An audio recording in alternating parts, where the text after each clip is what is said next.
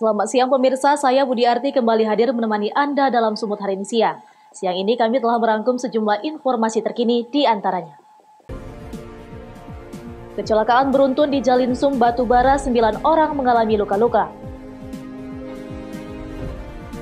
Tidak dapat BLT, ribuan warga Tapanuli Selatan blokir Jalinsum. Pemprov Sumut kirim draft konsep new normal ke pemerintah pusat. Selain cuplikan berita tadi, kami juga akan menghadirkan beragam informasi lainnya. Pemirsa, kita jelang Sumut hari ini siang selengkapnya.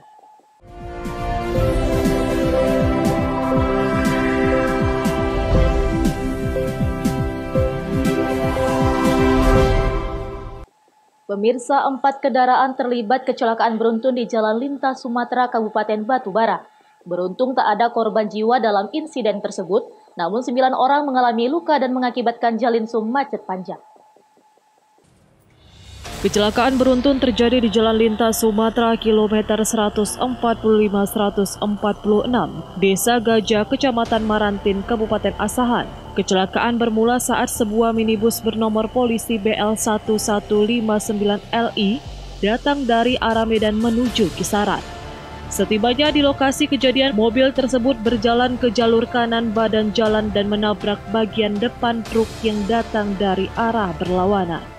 Akibat peristiwa tersebut, pengemudi truk banting setir ke kanan dan menabrak sepeda motor dan mobil yang berada di dekatnya. Truk yang hilang kendali langsung menabrak tembok pagar SMP Negeri 1 Maranti. Akibat kecelakaan beruntun tersebut, 9 orang yang mengalami luka-luka dibawa ke rumah sakit terdekat, sedangkan keempat kendaraan mengalami ringsek di bagian depan.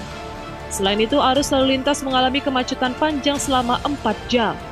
Arus lalu lintas berhasil normal setelah kendaraan dievakuasi dari tempat kejadian. Ada terjadi kecelakaan tabrakan beruntun di Jalinsum di antara kilometer 145-146 wilayah Desa Gajah, tepatnya depan SMP Negeri 1 Maranti, yang mana dalam laka lantas itu ada terlibat 4 kendaraan, 1 intercooler trailer, 1 kijang Innova, 1 kijang kapsul, 1 sepeda motor Jupiter. Yang mana sebelum terjadi tabrakan lalu lintas itu, mobil intercooler ini datang dari arah Kisaran tujuan Medan, sementara mobil yang 2 kijang Innova dan kijang kapsul bersama sepeda motor datang dari arah Medan tujuan Kisaran. Korbannya ada 9 orang, tapi masih luka-luka ringan, dirawat di klinik Cinta Kasih Desa Gajah. Kini kasus kecelakaan beruntun tersebut masih dalam penanganan Satuan Lalu Lintas Polres Batubara. Taufik melaporkan untuk Eva Rina TV. Ratusan abang becak di Kota Tanjung Balai mendapat bantuan beras. Bantuan ini sebagai bentuk apresiasi karena dinilai tertib berlalu lintas dan bentuk kepedulian di tengah pandemi COVID-19. Karena dinilai tertib berlalu lintas, ratusan abang becak bermotor di Kota Tanjung Balai, Sumatera Utara mendapat apresiasi dari Satuan Lalu Lintas Polres Tanjung Balai. Ratusan abang becak ini mendapat bantuan beras. Tak hanya karena mematuhi peraturan sehingga tertib dalam berlalu lintas, bantuan ini juga sebagai wujud kepedulian di tengah pandemi COVID-19, di mana masa-masa pandemik juga berdampak kepada berkurangnya pelanggan atau para pengguna jasa becak bermotor. Jadi kita bagi berupa sembako kepada abang-abang becak yang sudah tertib berlalu lintas sebagai rasa peduli kita terhadap abang-abang becak di jalan. Jadi tetap kami himbau yang sudah kita berikan sembako untuk tetap menjaga ketertiban berlalu lintas, menggunakan helm dan juga menggunakan masker dalam rangka pencegahan penyebaran COVID-19. Kasat Lantas juga mengimbau kepada masyarakat untuk tetap mematuhi protokol kesehatan dengan menggunakan masker dan mencuci tangan serta menjaga jarak guna memutus mata rantai penyebaran COVID-19. Wanda Pratama melaporkan untuk Eva Rina TV. Sebuah pabrik pengolahan minyak kelapa sawit terbakar. Dugaan sementara api berasal dari tangki limbah yang meledak. Akibatnya 1 orang pekerja dilarikan ke rumah sakit terdekat karena mengalami luka bakar.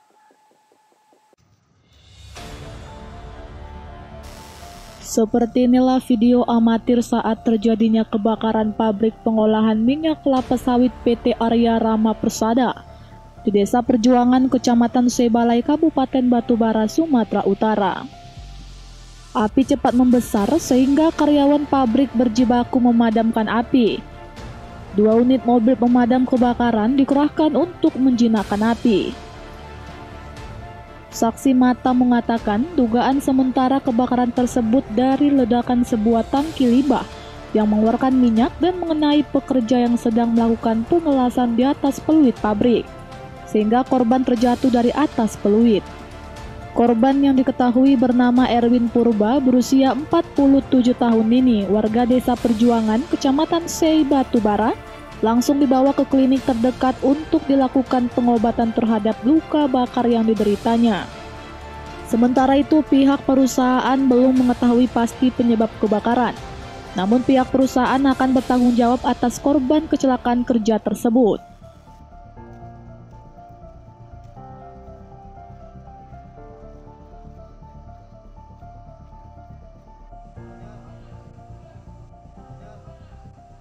Minyak itu udah nembak ke atas. Dari mana? Dari bawah? Dari apa itu? Dari Tangki itu. tangki itu. Berarti yang Bapak ngerasain di atas tangki? Enggak lah. Kita kan ini tangki ini jauh. Kita di sini. Minyak ini bisa tiba-tiba nembak ke atas, nyiram kami. Saya sebenarnya kalau kronologis langsungnya kan kurang tahu Pak, karena saya kan posisinya di kantor. Cuman memang kalau mendengar apa itu kayaknya pas melakukan pekerjaan perbaikan di pabrik. Nah, tiba-tiba meledak, terjadi kebakaran. Ceritanya dia sepertinya lompat, baru langsung larikan kemari.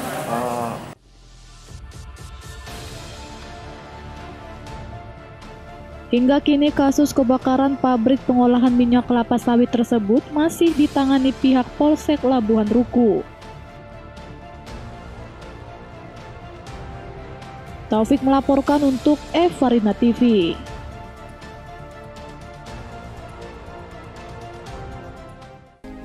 Tidak dapat BLT, ribuan warga Tapanuli Selatan blokir Jalinsum. Beritanya akan hadir sesaat lagi.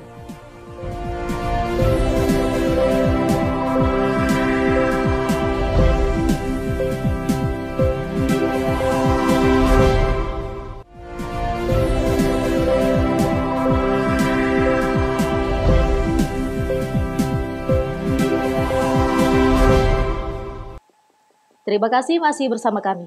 Pemirsa, warga Desa Aeklibung, Kecamatan Sayurma Tinggi, Kabupaten Tapanuli Selatan, memblokir jalan lintas Sumatera dengan membakar kayu di badan jalan. Pemblokiran ini merupakan bentuk kekecewaan warga lantaran pembagian bantuan sosial tunai yang tidak merata. Warga Desa Aeklibung, Kecamatan Sayurma Tinggi, Kabupaten Tapanuli Selatan, Sumatera Utara, sore tadi memblokir jalan lintas Sumatera yang menghubungkan kota Padang Sidempuan ke Kabupaten Mandailing Nata. Pemblokiran ini dilakukan warga dengan cara membakar sejumlah kayu dan barang bekas lainnya di badan jalan. Petugas kepolisian dan prajurit TNI yang tiba di lokasi langsung meredam emosi warga. Namun sayang, saat petugas melakukan pembersihan, warga melakukan aksi protes. Pemblokiran ini dilakukan lantaran warga kecewa dengan oknum kepala desa yang menyalurkan bantuan COVID-19 dinilai tidak merata. Bahkan, banyak warga mengaku selama pandemi COVID, mereka hanya menerima 1 kali bantuan, yakni sembako dari pemerintah Provinsi Sumatera Utara. Sementara bantuan lainnya mulai dari BLT, bansos, hingga yang lainnya tidak pernah diterima warga. Bantuan. Masalahnya Kak? Kita dapat bantuan, tidak dong sila kelima. Gak ada ketegasan. Gak ada keadilan. Gak ada keadilan. Selama apa COVID ini ya Kak ya? Gak ada. Gak ada dapat kami COVID. Makanya tadi kami nggak punya desa di sini. Dianggap orang lain. Gak ada pembagian sama sekali. Gak ada. Diami tidak dong. Gak ada. Gak ada COVID, gak ada pembagian bansos pun gak dapat, COVID pun gak dapat, BLT pun gak dapat. Akibat kejadian ini, arus lalu lintas di kawasan tersebut sempat terputus selama 1 jam. Beruntung petugas kepolisian dan prajurit TNI berhasil meredam emosi warga. Azan Sinaga melaporkan untuk Evarina TV. Pemirsa, Komisi Pemberantasan Korupsi merilis sejumlah daerah dengan angka korupsi tertinggi dalam 5 tahun terakhir. Provinsi Sumatera Utara menempati urutan keempat secara nasional dan peringkat pertama di Pulau Sumatera sebagai provinsi terkorup.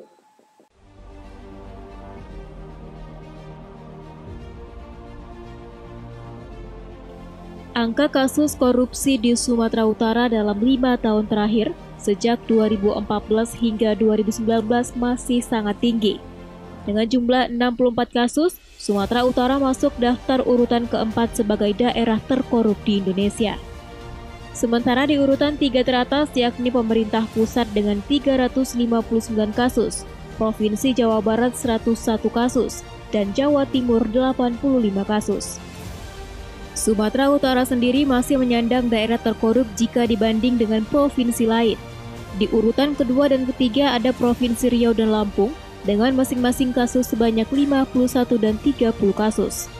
Masih segar di ingatan publik, operasi tangkap tangan terhadap Wali Kota Medan nonaktif Tengku Zulmi Eldin pada pertengahan Oktober tahun lalu. Eldin menambah panjang daftar kepala daerah di Sumatera Utara yang terjaring lembaga anti rasuah itu.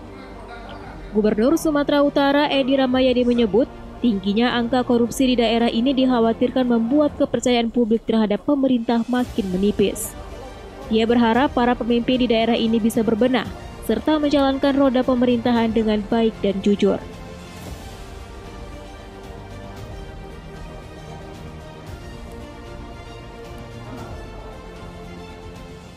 Berharap zero kita ini. Kalau masih korupsi terus, inilah kepercayaan masyarakat terhadap pemimpin-pemimpinnya. Yang ditangkap KPK ini kan pemimpin ini, nggak ada yang anak buah pemimpin. Kalaupun ada anak buah, dampak dari tidak terkontrolnya dari pemimpin dan akibat implikasinya dari pemimpin. Ya, marilah kita jujur, benar, berani, tulus dan ikhlas. Sebelumnya, KPK menyebut kasus korupsi di sejumlah daerah didominasi pengadaan fee proyek, pengadaan barang dan jasa, serta suap perizinan dan suap ketuk palu pengesahan APBD. Daniel Pekwali melaporkan untuk Eva Rina TV.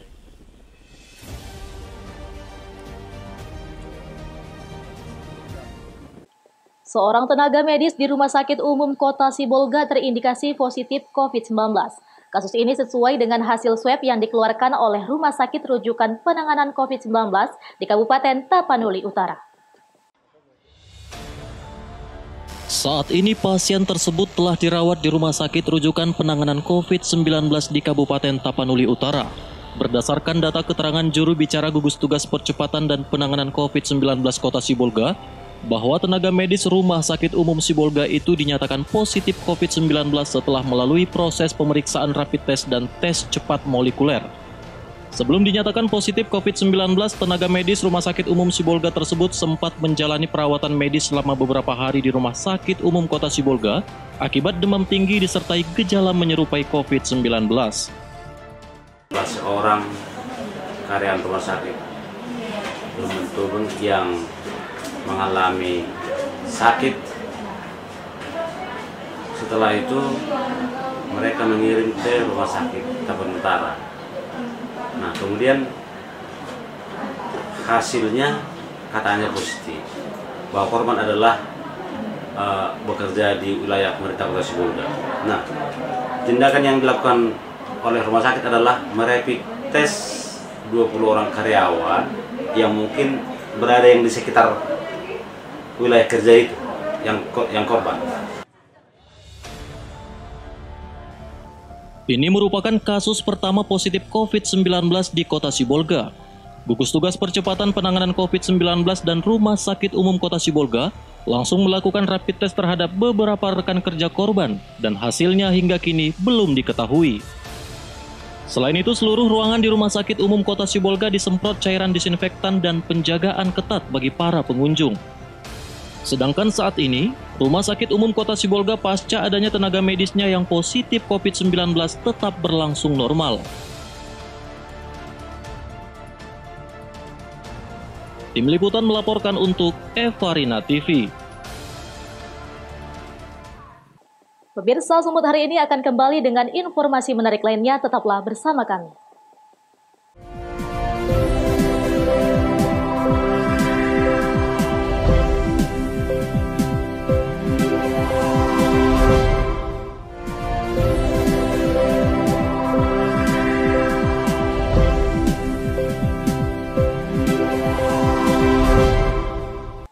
Terima kasih masih bersama kami.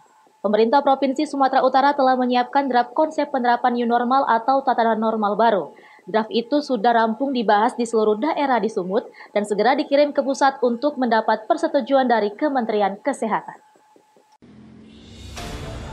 Persiapan menuju new normal terus dilakukan oleh pemerintah Sumatera Utara.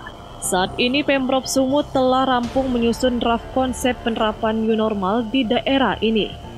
Draft itu juga telah rampung dibahas di 33 kabupaten dan kota agar penerapan tatanan baru tersebut bisa disesuaikan dengan kondisi di daerah masing-masing.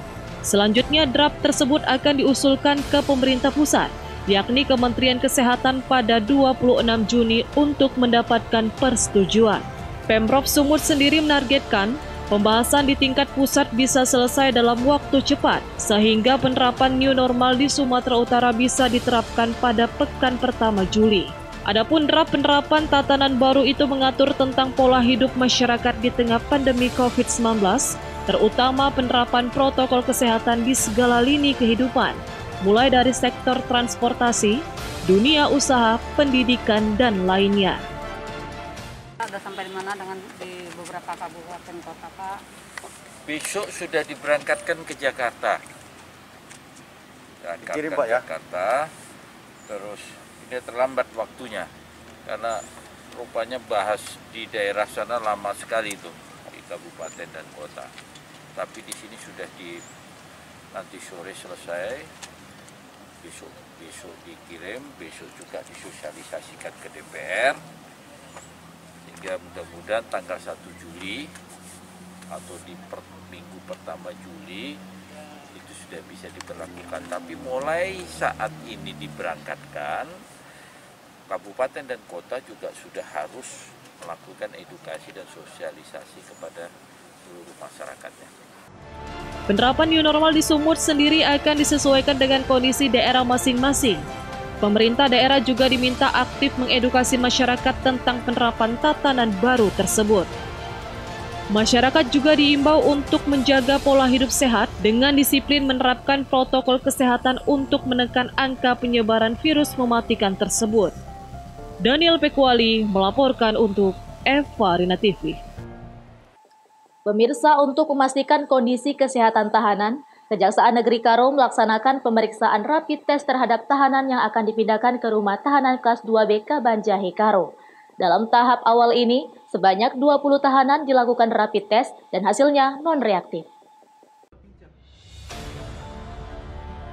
Kejaksaan Negeri Karo melakukan pemeriksaan rapid test terhadap sejumlah tahanan yang berada di sel tahanan sementara Polres Tanah Karo. Tahanan yang menjalani rapid test ini nantinya yang akan dikirimkan ke rumah tahanan kelas 2B Kabanjahe. Menurut Kepala Seksi Pidana Umum Kejaksaan Negeri Karo, sebanyak 20 tahanan yang menjalani rapid test ini hasilnya non-reaktif. Dan usai dinyatakan non-reaktif, tahanan ini langsung dikirim ke rumah tahanan.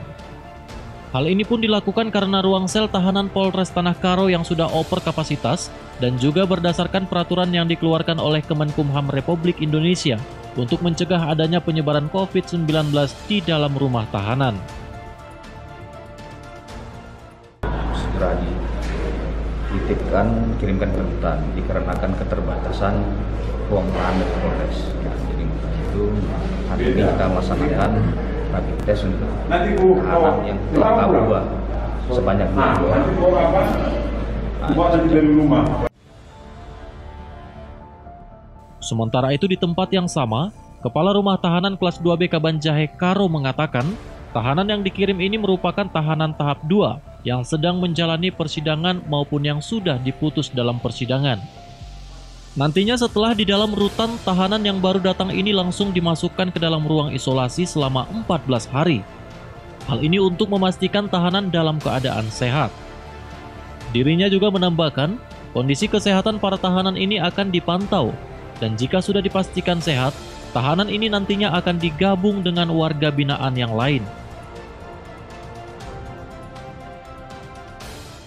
Hari ini tahap pertama kita akan terima 20 tahanan hakim yang sudah proses persidangan, dan mungkin ada beberapa juga nanti yang sudah inkrah yang akan dititipkan di rutan Kabanjahe.